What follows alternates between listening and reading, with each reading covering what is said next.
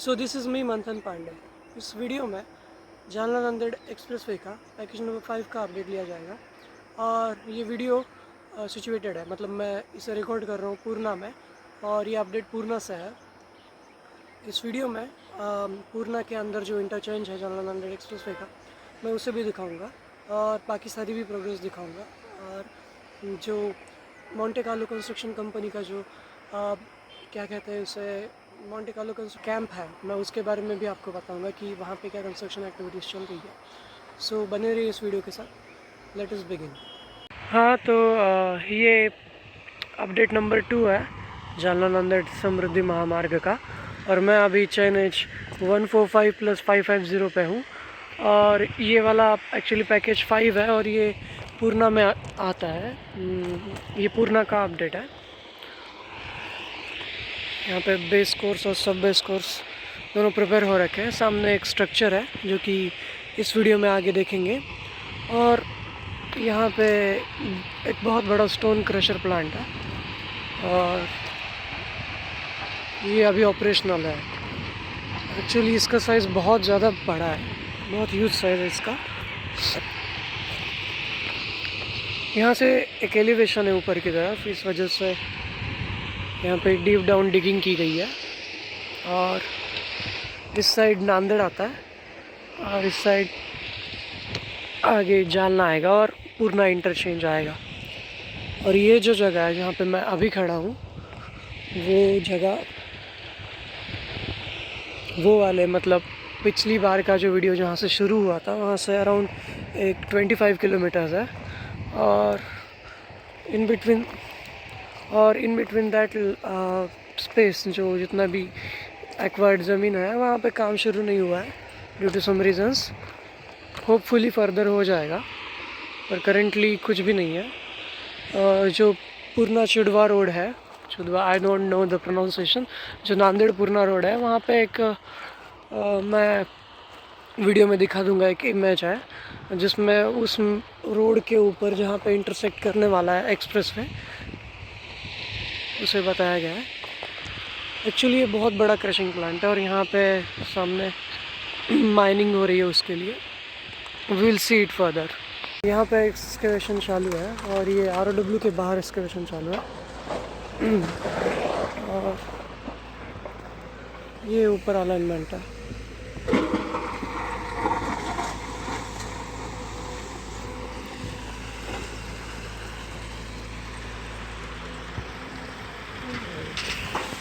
सो ये यहाँ पे ये क्रशिंग प्लांट के जस्ट आफ्टर यहाँ पे एक अंडरपास है, एक छोटा सा कलवेट है, बॉक्स कलवेट। और मुझे एक चीज़ यहाँ पे ऑब्ज़र्व हो रही है, दिख रही है कि ये जो LHS है अलाइनमेंट की, इसका एलिवेशन थोड़ा नीचे है, काफ़ी नीचे। और ये सामने और नीचे होते जा रहा है, जहाँ पे डिगिंग हो रही थी वहाँ पे मैक्सिमम है। मे बी यहाँ से कोई अंडरपास होगा, अभी तो कुछ समझ नहीं आ रहा है। मेरे पास इस ये वाले पैकेज नंबर 5 के कोई भी DPR रिपोर्ट्स नहीं है, या फिर कोई भी ग्राउंड रिपोर्ट नहीं है जिससे मैं बता पाऊँ कि एक्चुअल में ग्राउंड एलिवेशन क्या है यहाँ पे। पर देखते हैं क्या होता है। इस साइड थोड़ा प्रोग्रेस फास्ट है, बीच में जितना पैसेज है उसमें बंद ही है, चल ही नहीं रहा वहाँ पर। होप यहाँ से क्लियरली समझ आ रहा हो। ये पूरा एक प्लांट है, crushing plant, stone crushing plant, जैसे स्टोन क्रश हो रहा है और इसमें एग्रीगेट में टर्न हो रहा है, और वही एग्रीगेट इस प्रोजेक्ट में यूज़ हो रहा है।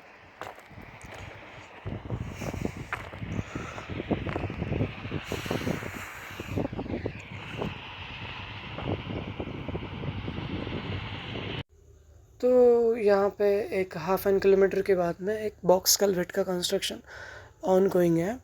और मुझे जो और एक बात इस वीडियो में कहनी है वो ये है कि यहाँ पे जितना भी जो ग्राउंड वर्क कंस्ट्रक्शन चलते हुए दिख रहा है, यहाँ पे जो डिगिंग हो रही है, जो एक्सकवेशंस हो रहा है, ये सब एक्सकवेशन ये प्रिक्योरमेंट का पार्ट है।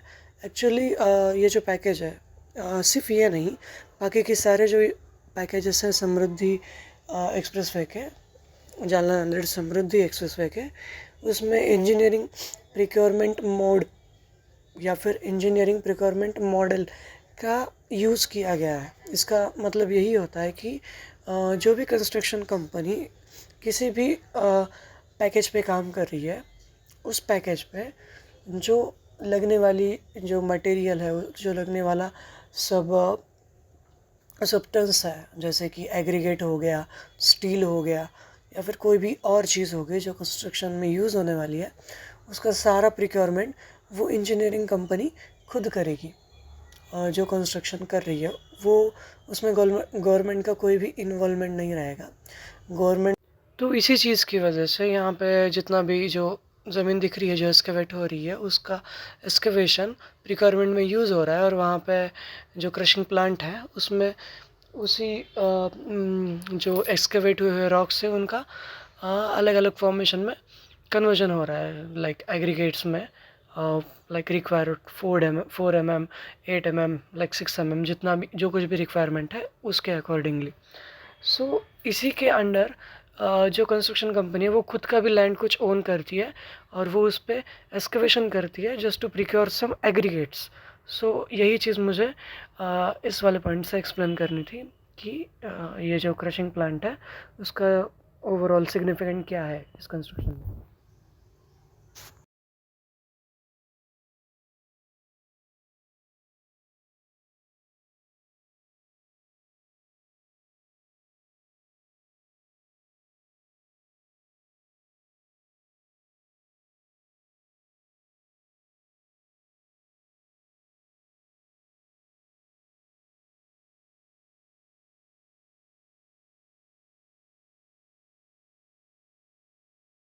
और यहाँ पे और थोड़ा सामने आने के बाद अराउंड जो प्रिक्योरमेंट प्लांट था, आई मीन जो क्रशिंग प्लांट था, क्रशर प्लांट था, उससे एक 1.5 किलोमीटर आगे आने के बाद यहाँ पे एक 3 वेज कलवेट का कंस्ट्रक्शन हो रहा है।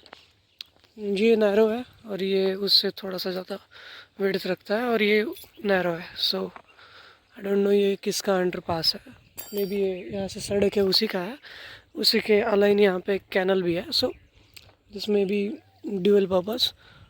और तो यहाँ पे एक अंडरपास का कंस्ट्रक्शन है और यहाँ ये रिटेनिंग वॉल है, तो उसका ये ग्राउंड वर्क होता हुआ ही। Look at this interesting. ये कोई बोरवेल नहीं है ये एक्चुअली ये स्ट्रक्चर बनने से पहले इस ग्राउंड की ली हुई जियो टेस्टिंग की पाइल है। और कोई भी स्ट्रक्चर बनने से पहले वो जो जियोलॉजी की कंडीशन है, जो लैंड है, उसका एक सर्वे लिया जाता है कि भाई कितने मीटर्स तक ब्लैक सॉइल है, कितने मीटर्स तक हार्ड सॉइल है और कितने मीटर्स बाद रॉक आता है। तो ये दोनों टाइम कंडक्ट की जाती है, एक डीपीआर बनाने के वक्त और एक जब कंस्ट्रक्शन कंपनी काम शुरू करती है तब। तो ये वही है, आई मीन इसी के सैंपल्स लेने के बाद इसे लैबोरेटरीज में टेस्ट किया गया है और उसके पैरामीटर्स पे स्ट्रक्चर को डेवलप किया गया है कि इसकी स्ट्रेंथ क्या रखनी है, ये कितने मीटर्स अंडरनीथ रखना है और सारी चीज़ें। It's just based on that reports. और इसी के आगे ये है, ये पीसीसी है, इसके ऊपर रेनफोर्समेंट शुरू होगा और उसके फर्दर स्ट्रक्चर का जो कास्टिंग है वो शुरू होगा। और यहीं पे एक सर्वे पॉइंट दिख रहा होगा, लाइक राइट देयर येलो वाला, ये सेंटर पॉइंट है इस बॉक्स कलवेट का, इससे ये दर्शाया गया है। ये पीसीसीओ के बहुत वक्त हो गया है पर यहाँ पे शुरू नहीं हुआ। और यहाँ पे मुझे एक प्लेटफॉर्म मिला है, ये अराउंड 125 mm का है, ये पूरा कंक्रीट का है अंदर से, इसमें कोई रेनफोर्समेंट नहीं दिख रहा है पर ये पूरा कंक्रीट का है। नहीं पता ये प्लेटफॉर्म किसका है, यहाँ पे कोई ऑफिस वगैरह बनेगा उसका, पर ऑफिस के लिए इतने हेवीज नहीं बनता है। इस साइड की प्रोग्रेस मुझे थोड़ी सी अलग लग रही है, एक ही कंपनी कर रही है वो, मोंटे कार्लो ही है ये भी, ये पैकेज 4 नहीं है, पैकेज 5 ही है, पर स्टिल मे बी इनका वर्कर्स ग्रुप अलग होगा इस वजह से। सो मैं जो कह रहा था, वहाँ पे पहली ओवरहेड लाइन ये, दूसरी और इसके जस्ट बाद में एक तीसरी है।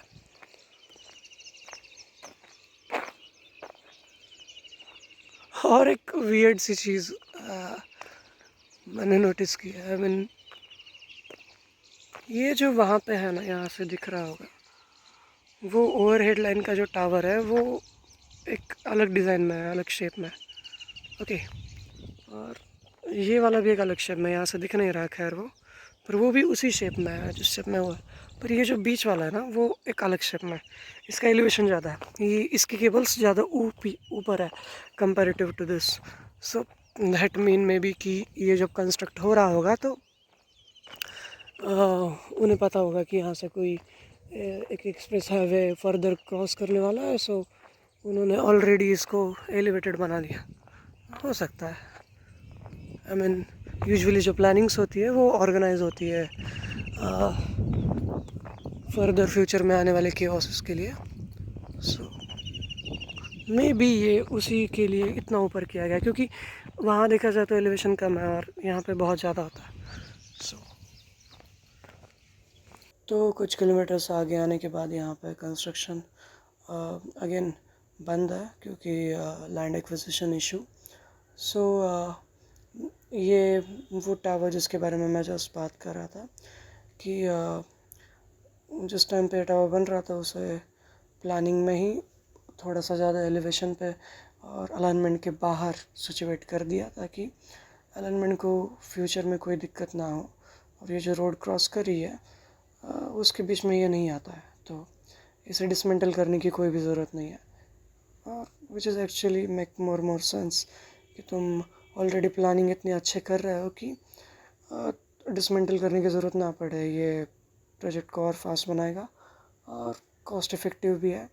सो महाराष्ट्र शासन really doing a great job in planning कि ऑलरेडी अलग ही सिचुएशन पे सेट करके रख दो तो प्रॉब्लम नहीं होगी, क्योंकि मे बी इन्हें ऑलरेडी पता होगा कि यहीं से जो क्रॉस होने वाली है एक्सप्रेस वे, तो उन्हें उतना दिक्कत नहीं होगा ये डिसीजन लेने में। So great. तो ये वो क्रशिंग प्लांट जैसे अभी देखा था, और ये इसकी एंट्रेंस की रोड, और ये यहाँ पे सामने जो ट्रक दिख रही है वो जो रॉक एक्सकेवेट हुआ है उसे वहाँ पे डंप कर रही है, और सामने जो मशीनरी है उसे वो अलग अलग एग्रीगेट के फॉर्म में बनाएगी। और ये जो लैंड है यहाँ पे, ये लैंड भी एक्सकेवेशन में ही यूज़ हुई गई है, और यहाँ पे में भी कोई प्लांट इस्टेब्लिश होगा फर्दर। और यहीं पे अगर और अच्छे से देखा जाए तो सामने वो एकदम स्ट्रेट 2 टावर दिख रहे हैं बड़े। मैं इसी के बारे में बात कर रहा था। यहाँ से क्लियर व्यू आ रहा है कि जो इलेक्ट्रिक लाइन है वो किस तरीके से है, कि वो अलाइनमेंट के लिए ही थोड़ी सी ऊंची है। बाकी उसकी जो हाइट है वो ग्रिड लाइन की, वो एक कांस्टेंट पे ही है, और उसी पैसेज में वो ऊंची है थोड़ी सी। तो यहाँ से इतने दूर से वो क्लियरली विजिबल हो रहा है। अभी आने वाले वीडियो में मोंटे कार्लो के कैंप में जाएंगे।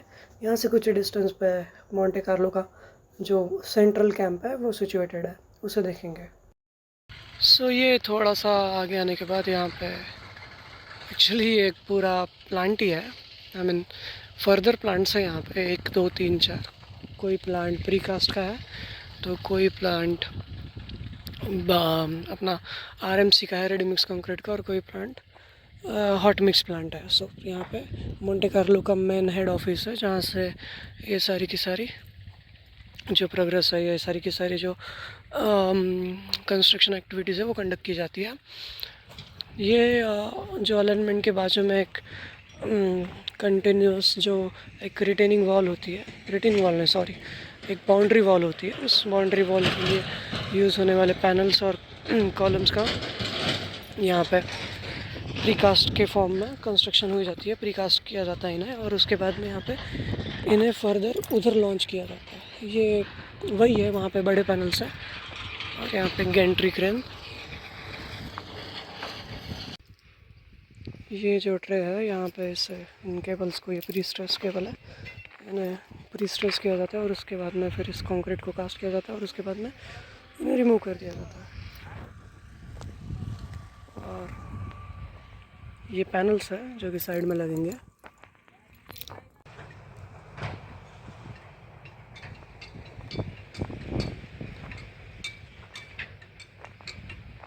अभी ये सेटअप हो रहा है, आई मीन पूरी तरीके से ऑपरेशनल और फुली फंक्शनल नहीं है। कुछ माल फंक्शनिंग्स और कुछ प्रोसेसिंग है जो होने के बाद ये 100% एफिशिएंटली वर्क करेगा। अभी तो ये शुरुआत है। यहाँ पे 2 गैंट्रीज़ है, ये वाली और ये वाली। ये कॉलम्स की है और ये पैनल्स की है। इसमें जो ये कॉलम वाली है उसमें ये वाले केबल्स है जिन्हें स्ट्रेस किया जाता है, यहाँ पे लॉक किया जाता है और उसके बाद में कंक्रीट कास्ट होती है और कुछ समय बाद कंक्रीट क्योर होने के बाद इसे रिमूव कर दिया जाता है। ये वो नॉब्स जिनके बीच में ये होने के बाद भी नहीं छूटती है केबल। एक्चुअली ये एक इंजीनियरिंग की वाली, एक वेल इंजीनियरिंग की वाली बहुत खूबसूरत चीज़ है कि वन साइडेड, कि स्ट्रेस करने के बाद जब रिलीज़ किया जाता है तो वो लॉक रहता है, स्ट्रेस रिलीज़ नहीं हो जाता। देखा जाए तो प्री स्ट्रेस कंक्रीट खुद में ही एक बहुत ह्यूज टॉपिक है समझने के लिए।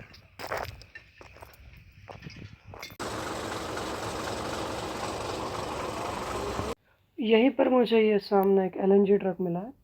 ये ग्रीन लाइन का LNG ट्रक। LNG एक ब्रांड न्यू फ्यूल है, मीन्स लिक्विड नेचुरल गैस। जो यूज़ होता है घर में वो डोमेस्टिकली वो LPG होता है। एक्चुअली ये फ्यूल सिर्फ ट्रक के लिए कंपैटिबल होता है। सो इट इज़ इंटरेस्टिंग कि इस ट्रक को यहाँ देख। तो अभी मैं NH 148+470 पे हूँ और यहाँ पे एक इंटरचेंज होना है। सो ये इंटरचेंज का अलाइनमेंट है, इसलिए यहाँ पे ये एग्जिस्टिंग रोड पे एक येलो लाइन खींची हुई है। ये मैप पे देख सकते हो कि IC06 मतलब इंटरचेंज नंबर 6 इस लोकेशन पे है। और ये जो रोड है ये नांदेड़ पूर्णा रोड है। और ये जो नीचे दिख रहा है JNE 5 ROW, इसका मतलब right of way left hand side Jalna Nanded express way package number 5। ये येलो लाइन डिटरमाइन करती है कि इसके अंदर जो है इंटरचेंज है। और ये इंटरचेंजेस की लिस्ट जो कि इस पूरे एक्सप्रेस वे पे है।